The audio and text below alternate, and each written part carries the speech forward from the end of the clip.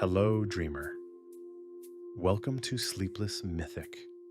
I am your sleepless myth keeper. Find a comfortable position and allow your breathing to become slow, deep, and easy. We will drift into the world of Japanese mythology. Let us go on a journey together. A journey not to a place, but to a time. A time before time.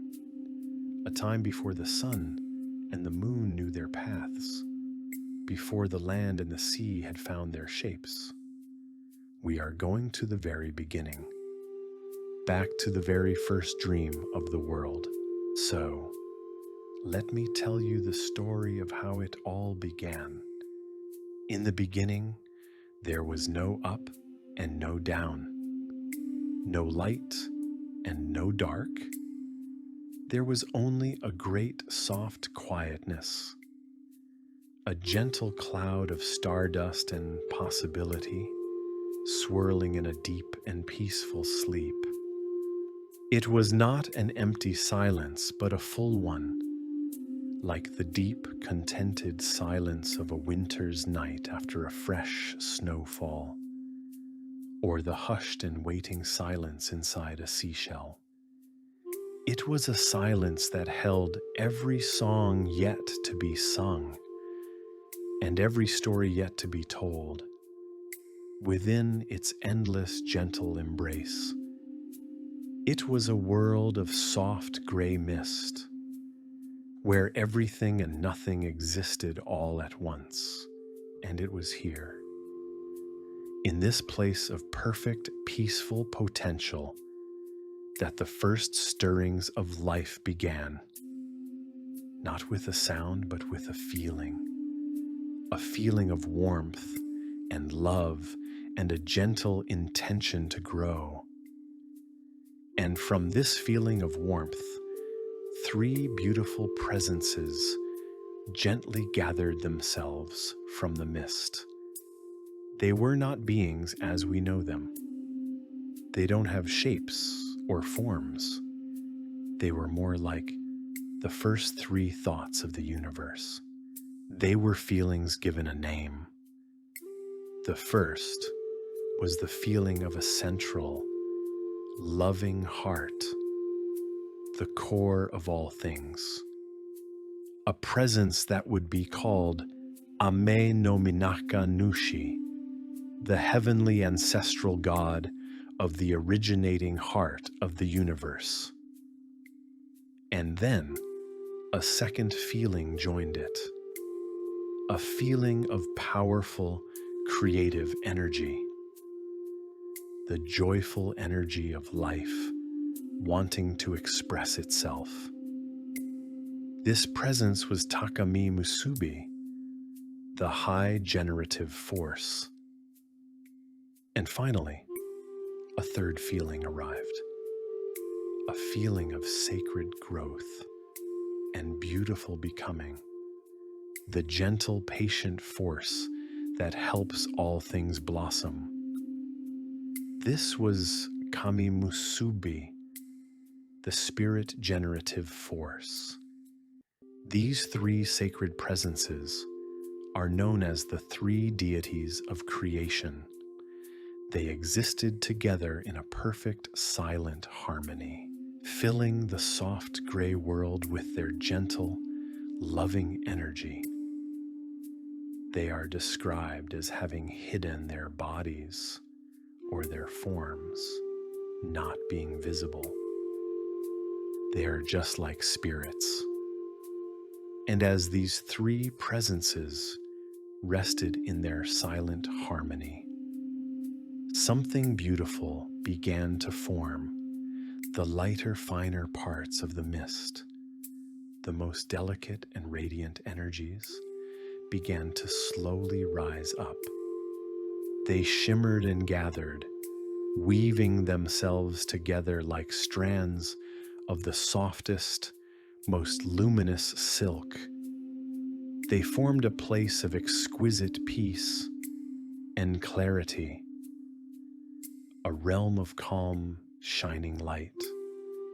This was to be called Takamagahara, the high plane of heaven, and below is the deeper, heavier energies, the dreams of what was to become the earth, swirled in a gentle, deep, and watery blue, a soft, swirling ocean of potential.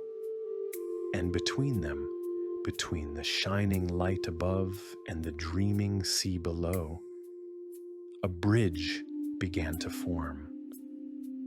A bridge that was not built, but that simply grew like a beautiful, natural arch of light and air.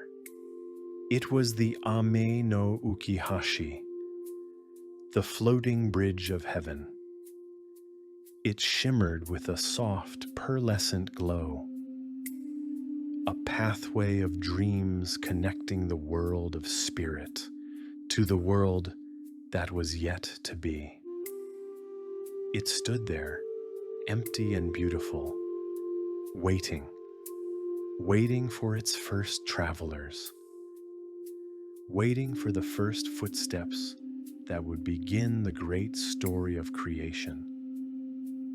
And so, the universe rested in a state of perfect, peaceful readiness, filled with a silent, loving presence, and connected by a beautiful, shimmering bridge.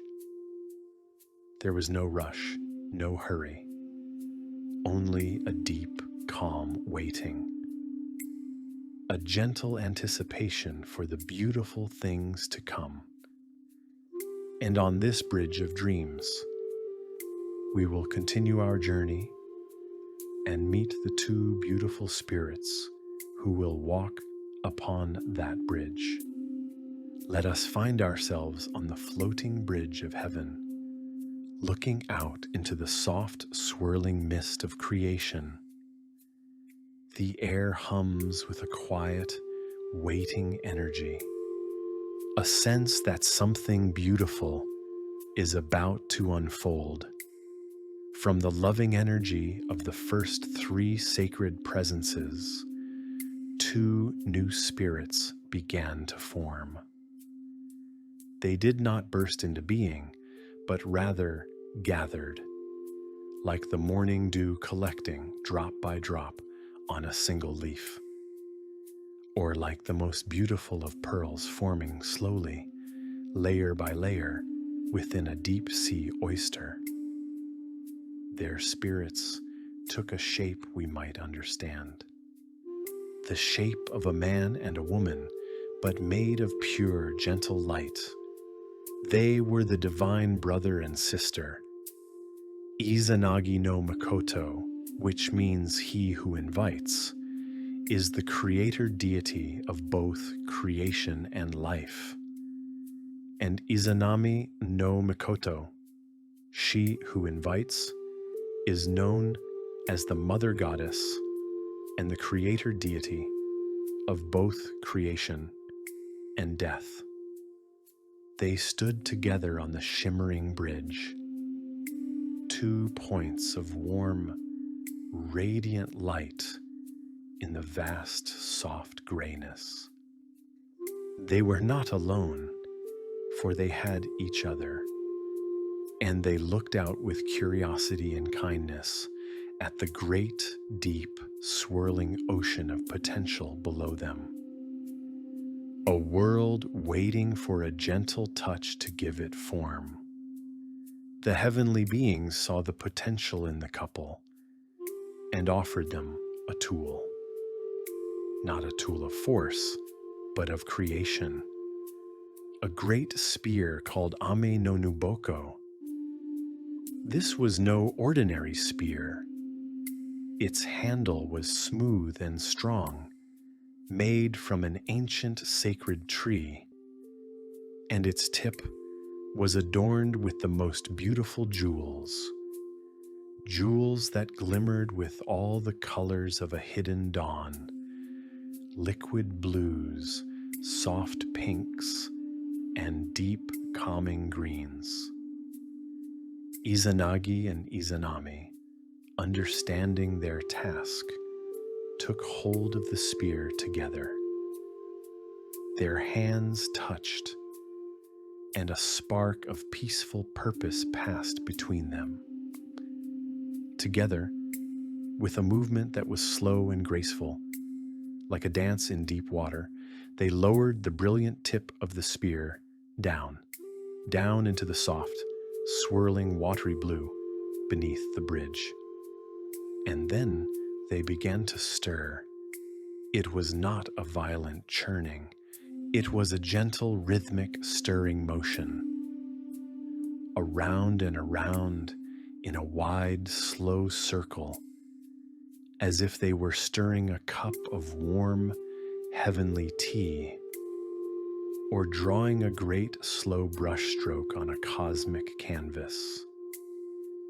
The jewels on the spear's tip caught the light from the high plane of heaven, scattering little points of light into the brine as they moved around and around and around. As they lifted the spear back towards the bridge, something magical happened. From the very tip of the beautiful jeweled spear, a single perfect drop of salty water fell. It did not splash. It dripped slowly, and as it fell back down through the air, it began to change. It thickened, it shimmered, it coalesced, like a droplet of rich, warm wax falling from a candle. By the time it reached the surface of the water, it was no longer a drop, but a small, perfect island. It settled upon the water not with a crash, but with a soft, contented sigh, as if it had always been meant to be there. This first island was named Onogoro Shima, the island that formed itself. It was a place of incredible peace, a tiny, welcoming haven of solid, comforting earth in the midst of the endless, gentle sea. Izanagi and Izanami looked at each other, and without a word, they knew what to do. They let go of the great jeweled spear, which faded back into the light from which it came. And then they slowly, gracefully descended from the floating bridge of heaven down towards their new, waiting home. Their feet touched the soft, warm earth of Onogoro Island. They stood there for a long, quiet moment, simply feeling this new world beneath them. The island felt strong, stable, and peaceful. Above them, the bridge of heaven shimmered. Around them, the quiet sea whispered its endless, soothing song. They were home, and they were together, and they were ready to begin the beautiful work of building a world. But for now, at this moment, there is only peace. A deep, satisfying peace after a first act of creation. Let us rest here with them on this warm first island, cradled by the soft sea and watched over by the gentle light of heaven. And now we find ourselves on the warm, gentle soil of the first island, Onogoro Shima. Izanagi and Izanami stand together under the soft, shimmering light from the high plane of heaven. The world is quiet and new and full of promise. They feel a deep love for each other and a shared desire to fill this peaceful emptiness with more beauty, to welcome more life into their world. And so, They decide to perform a ceremony of marriage, a ritual to unite their hearts and their creative spirits. In the very center of their island, they built a great pillar. It was not a cold stone pillar, but a beautiful, living column, perhaps of a strong, smooth tree or a shining crystal that reached up towards the heavens. They called it Ame no Mihashira, the pillar of heaven. And around this pillar, they built a beautiful hall, a sacred space for their ceremony.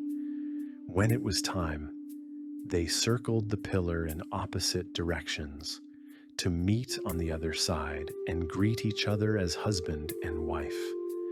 Izanami, the female deity, spoke first in greeting. Then, Izanagi, the male deity, greets next. The heavenly beings, watching from above, knew that this was not the correct way. The female spirit should not have spoken first. It created an imbalance, a gentle hiccup in the flow of harmony. From their union, a child was born. But this child was not like them. He was born deformed and could not stand strong on his own. They named him Hiruko, which means leech child.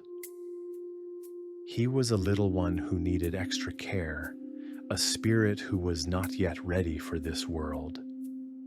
With hearts full of a soft sadness, they placed him in a boat, woven from reeds, and set him gently adrift on the lapping waves of the sea, trusting the waters to care for him. They knew in their hearts that they must try their ceremony again. They asked the heavenly gods for an answer as to what they did wrong. They were told that the male deity should have spoken first in greeting during the marriage ceremony. And so, they returned to the pillar of heaven. This time, they walked with more patience, more understanding. They moved slowly around the great central pillar, feeling its steady, peaceful energy. This time, Izanagi, the male spirit, spoke first when they met. In that moment, with the words spoken in the correct order, a perfect and beautiful balance was achieved.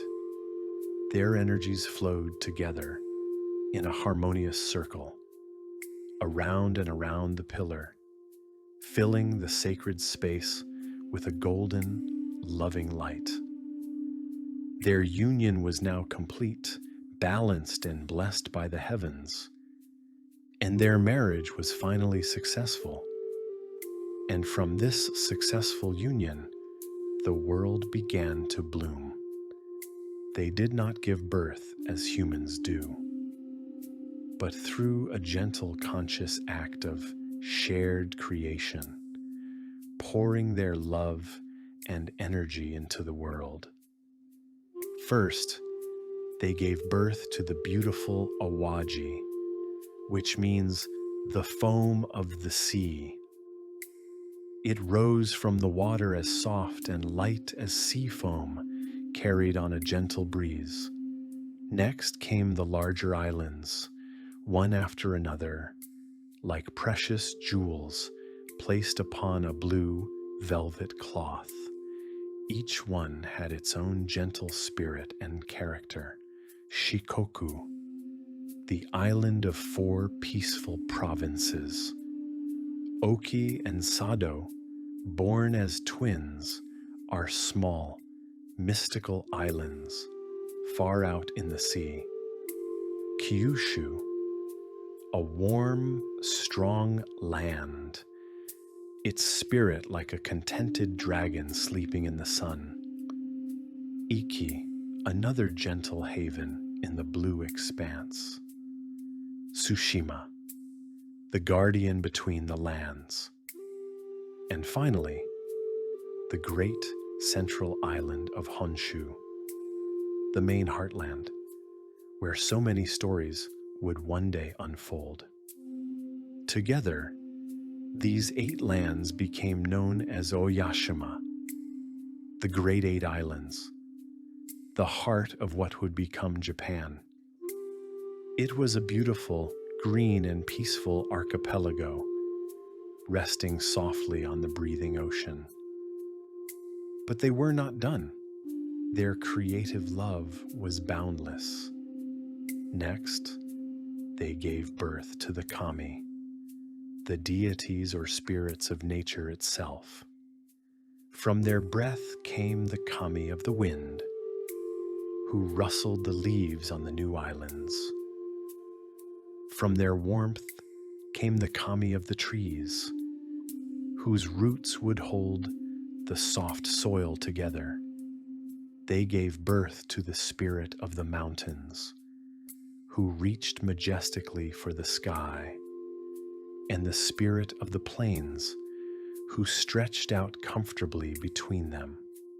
They welcomed the kami of the moors and the valleys, and the mist that clung to the mountain tops in the morning. Each new spirit was a blessing, a note in a great, peaceful symphony of creation. The world was now richly, wonderfully alive. The once empty sea was now dotted with beautiful green lands. The air was filled with the soft whispers of nature spirits, the sigh of the wind, the murmur of a stream, the silent growth of a tree. Izanagi and Izanami looked upon all they had created together. A feeling of deep contentment settled over them. Their home was no longer a single, lonely island. It was a world of soft green and deep blue, of mountain and mist, of peace and potential.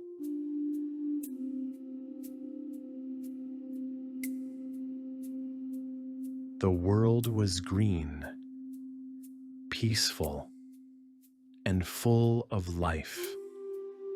Izanagi and Izanami rested in the heart of their creation, surrounded by the gentle whispers of the spirits they had welcomed into being. They felt their work was nearly complete, but one last beautiful spirit was waiting to be born, a spirit of warmth and light. With loving hearts, they prepared to welcome their final child. The spirit of fire was born. They named him Kagutsuchi, which means incarnation of fire. His arrival was not with a roar, but with a soft, warm, glowing light, like the first spark that blooms into a gentle candle flame. But as this beautiful, warm light grew brighter, it began to spread, a little more than expected. The soft, warm glow became a wave of heat that surrounded Izanami.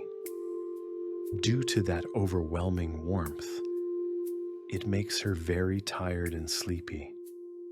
She looked at Izanagi, her eyes full of a soft love and a gentle sadness. "My love," she whispered, her voice growing faint like a sigh carried on the wind. "Our child is beautiful, but his light is so strong. It makes me so very tired. I feel I must lie down now and rest."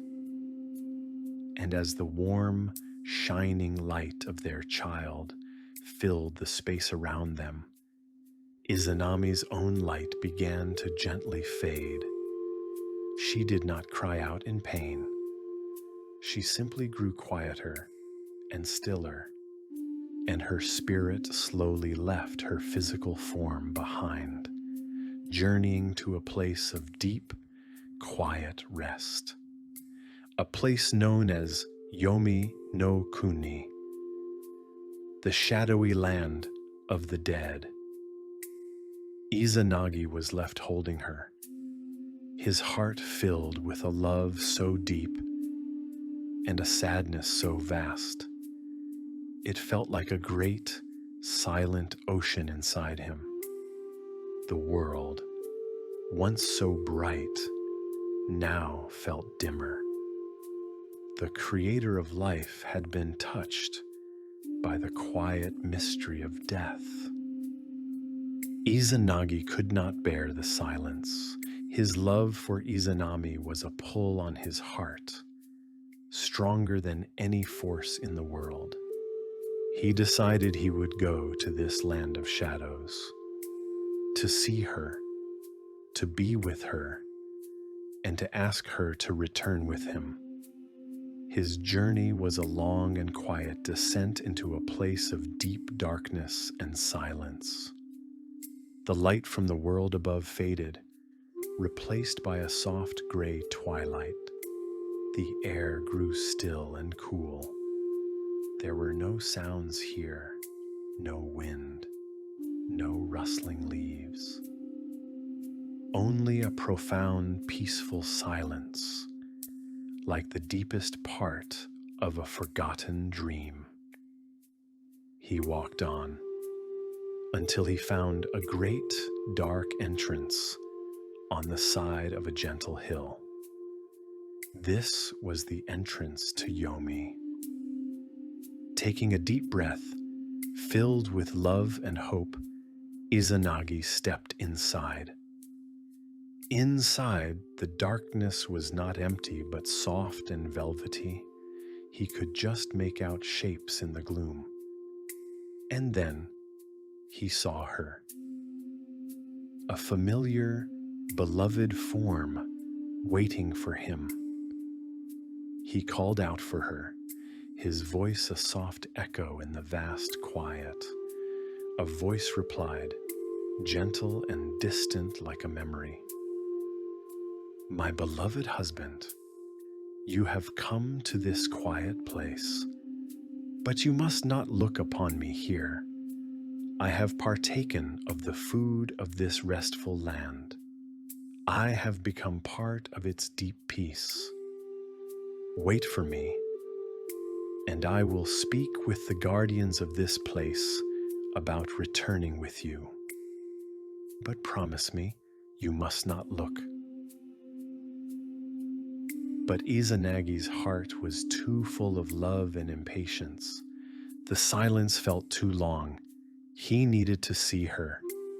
Slowly, he took a single hair from the side of his head. It was tied with a beautiful white jewel that glowed with a soft, gentle light, like a single firefly in the deep evening. He raised it up, and its soft, pearly light pushed back the shadows, just enough to see.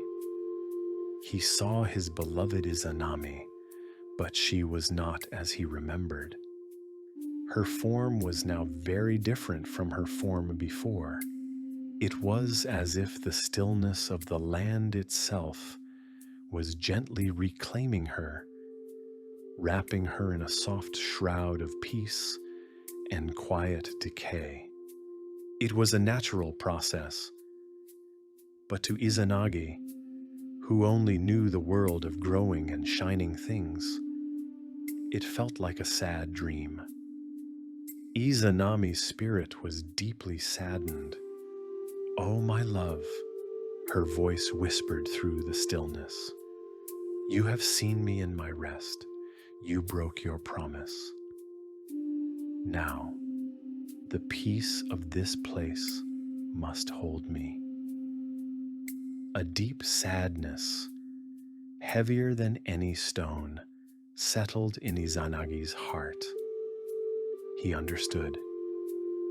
He had seen that she was now part of this quiet, restful world. He turned and began to walk back the way he came. As he left the entrance to Yomi, he knew he must gently close the way between the world of vibrant life and the world of deep rest. He found a great, round stone, a smooth, gentle boulder, and he slowly and with great love rolled it in front of the entrance. The stone settled into place with a deep, soft, final sound, like the closing of a heavy, beautiful book. He stood there for a moment on the side of life and light, separated from his beloved by a wall of stone and stillness. His journey was over. His heart was full of a quiet, aching love and a new understanding of the great, gentle cycle of all things. Izanagi stood alone, outside the land of the dead. The weight of what he had seen, the sadness of his parting, clung to his spirit like a fine gray dust. He felt a deep need to be clean, to wash away the shadows and the silence of that quiet land.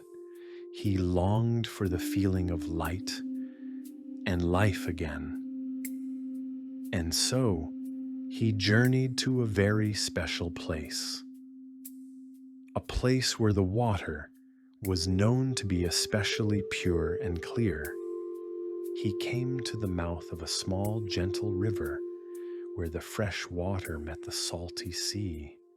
The heavenly light caught the surface, making it sparkle like 1,000 tiny diamonds. And there, Izanagi began a slow, beautiful ritual of cleansing, known as misogi. First, he stepped into the cool, clear water. He let it swirl around his ankles, washing away the dust of his long journey. He waded in deeper until the water reached his waist, and he cupped his hands, lifting the water to wash his face, feeling its clarity and peace.